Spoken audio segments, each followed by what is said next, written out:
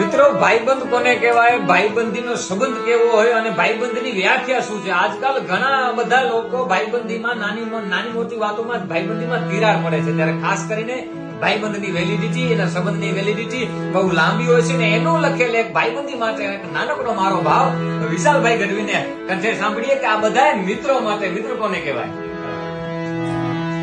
તારે હારે વાલંપનો વ્યવહાર જી, વાલંપનો વ્યવહાર રાખીશ માં તું ખોટી રીતનો ખાર.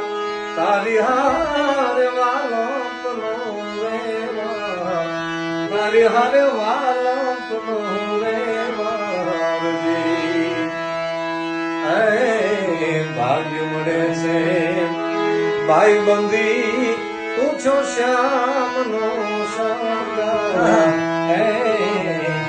ભાગ્ય મળે છે ભાઈબંધી, તું છો શ્યામ કવિનો શણગાર.